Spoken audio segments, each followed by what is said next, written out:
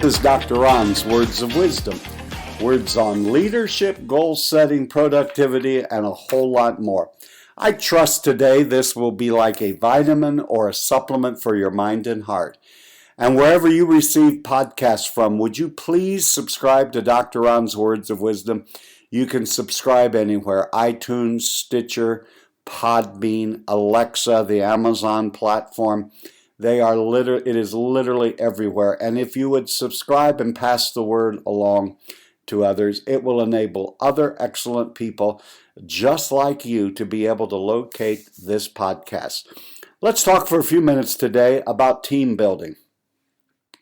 Now, again, some of you may think you're not really in a situation where your leadership is at that place where you're building a team, but all of us need to build a team, whether it's in our families, in our Sunday school class, our friends, at work. But there are many of you, whether you're a supervisor, a manager, a leader of some sort, always have to understand right now that there's a big difference between being the boss of something and being a leader. The boss, by its very nature, no one likes to be bossed around. A boss is one who usually in our minds is barking out orders for us to follow. Whereas a leader, the root word is leading. They're leading us. Notice they're not called the driver. They're not driving us. They're not called the pusher. They're not pushing us. They're a leader. Where, a boss just barks out orders. A leader is taking us somewhere, is guiding and helping us. A boss typically tells employees what to do, when they need to do it by, and how it can be done. And you better go and get it done. Leaders are the one who, especially those who understand about a team approach, let's solve this problem together. We're all uniquely gifted with different abilities and talents, and let's use them together as leverage to get more things done than we could doing it by ourselves. I think whether you're talking about a family project, a project with friends, or a project at work, I think there are some tools on how to do some team building. One is, when someone gives you an idea, do your best not to roll your eyes. Now, many of us by nature are eye rollers. We hear something that sounds a little far-fetched to us or something that seems almost preposterous to us. We just begin to roll our eyes. But there are times that even in the most outlandish considerations, there are nuggets of truth that really absolutely need to be considered. And so there really isn't a stupid idea, because out of some of the most foolish sounding things to me initially, I have found some golden nuggets that have been invaluable. So if you treat someone's ideas as if they're valuable, they will begin to believe that you value them. It doesn't mean that you wholesale implement every idea that comes out of their mouth. But the opposite is also true. It also means that because they're not you, you just turn your nose up and you don't do anything that they say. Listen to their ideas. At times, you'll find some valuable truths. Now, usually, you have to be looking as a leader for some unspoken language. There's always unspoken feelings. Oftentimes, when I ask people for a particular reason for something, I have discovered there's at least two, and oftentimes more than two reasons. There is the reasons people give, and then there's the real reason. So as people are speaking, always be on the lookout. Be crucially ready to understand, are there some unspoken things going on here that are uncomfortable, or they don't feel like I want to hear, therefore they do not want to be the one to deliver it. I think as a leader, I like to look at myself as the conductor of an orchestra. Every instrument has a role to play. Some are larger, and not just larger in size, but some are larger maybe by their influence. And together, there's only so much they can do. But when you bring them together, have them work cooperatively, there becomes a harmonizing influence. And so look as the leader for a chance to mediate things before they get out of hand. Mediate them when they're just little irritations and they haven't become full-blown crisis. One of the ways to build a team is if people believe you're looking out for their best interest, the best interest of the company or the organization, and they will see you as someone who can help bring us together, not someone who agitates and continues and fosters conflict. This is the one that we talk about nearly every time we have a session on leadership, and that is the area of communication. If you're going to build a team, you have to communicate often, and communicate clearly. You need to make sure that you don't just deal in language that only you understand, and especially if there are people who are not used to your shorthand or your acrostics, make sure that you give clear direction by acting like people don't have the inside knowledge that you have. Encourage trust, and the only way that you can really encourage trust is by being a trustworthy person. If you make a promise, don't break it. If you allow someone to tell you something in confidence, then don't go down the hall and start spreading it to other people. If you want there to be an attitude of trust and cooperation, the leader absolutely has to model that. You have to model cooperation, and sometimes you're going to have to cooperate in things that maybe it wouldn't have been your idea or your modus operandi or the way that you would have gone about it. But if it helps move the team forward, everyone feeling good about it, we're not just here to make everybody feel good, but we're to make people feel good as we move forward and make progress. Now, you will have people in any organization, family, small group, you will always have people that are quick to talk and they like to talk. As a matter of fact, in all of the board meetings I go to, when we're doing interviews or something crucial, I have a rule and I say, no person can speak for the second time until everyone's had an opportunity to express themselves. Now, if they don't wish to exercise that right to express themselves, then we will come back to the one who has lots of questions or lots of opinions to share. And I'm not saying that their opinions are not valuable, but don't let one or two people talk over everyone else. And I think you just have to continually affirm that you are interested in what people have to say, you are interested in the information they have, and you desire really to hear and to receive this information from the various people. This is also one of the ways when we're talking about team building is where delegation comes. Delegation was something and is something that I have probably struggled with all of my adult life. I've been one of those people that I've talked about on these podcasts who feel like I can do it much more quickly, efficiently, and better.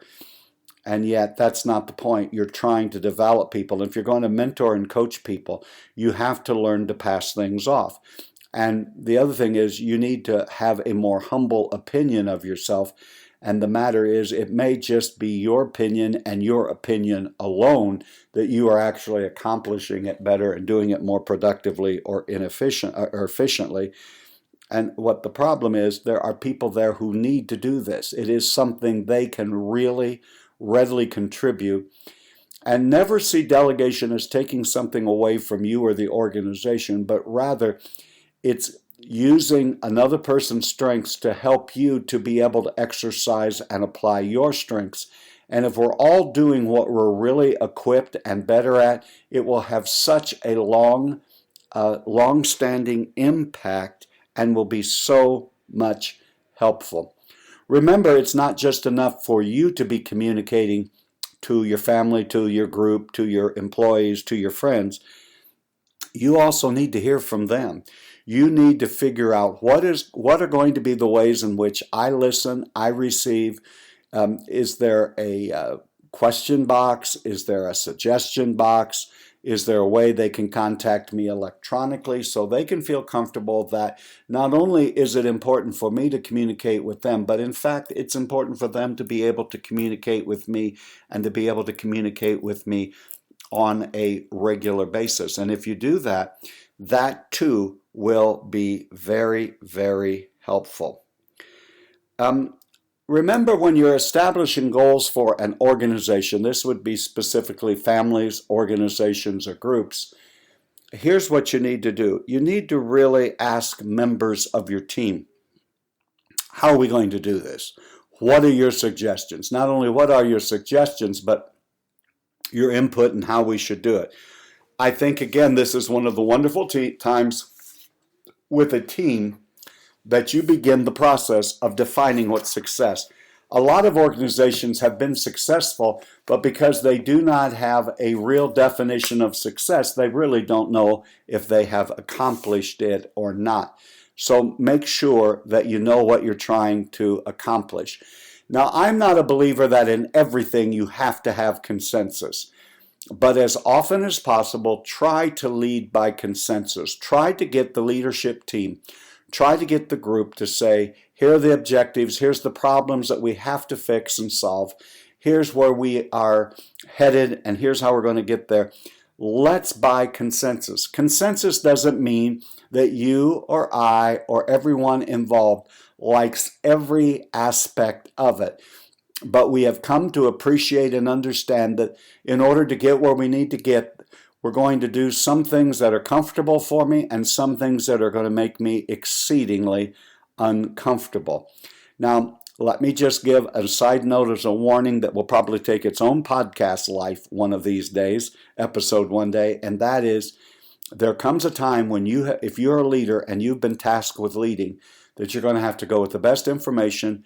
You're going to have to be true to who you are and who you're supposed to be. And regardless of how others feel about it, you have to lead. Now, and you have to make a decision. The other thing I would say about that is it's not as often as you think it is. And usually it's something you're not going to receive. Perhaps there's someone in your organization you need to let go. Don't wait for consensus. You be the woman and man and leader you're supposed to be, and you make the decision. Again, I can't overemphasize that you encourage in yourself listening, and everyone listening. I know that I was laughed out of a meeting years ago when I talked about, well, let's brainstorm, because this person's idea was, if you're the leader, you come with the marching orders. But I've learned so much in being in brainstorming sessions. Does it solve every problem? No. If you know what the answer is and the problem is apparent to everyone, you don't need to have a brainstorming session. You need to put on your big girl or big boy pants, cinch them up, and go make a decision. Be your own boss, regardless if you are your own boss or not. Take control of yourself, your attitude, doesn't matter how they treat you at work. You have the ability to respond. In the world we live in today, all of us are going to have to learn to be flexible and know who we are. Get to know your team, whether that's your family, whether that's a group of volunteers, whether that's the group that you lead. Get to know them, not just know them as a number or a name or a position that they fill, but get to know about their dreams and aspirations and who they are and what makes them tick. Get to know about their family. Get to know about the things that break their heart and the things that motivate them. Maybe if you begin to understand some of the things they're going through, it'll make you a better empathetic leader. One way that you're going to build a powerful team, my friend, is you have to clearly, and I mean clearly, with pure clarity, define roles and responsibilities. Oftentimes there is just too much left to chance. Do we know what it is we are there for? Do we know what it is we are supposed to be doing? And have we been given the tools, the equipment, the training, and the opportunity to succeed? Oftentimes leaders set people up for failure and then try to blame the team that they've failed. If you don't give people a tool, they can't build the house. If you don't give them the time, they can't adequately bring the project in. As a leader, you have to make sure that those folks who are under your watch have everything they need to succeed.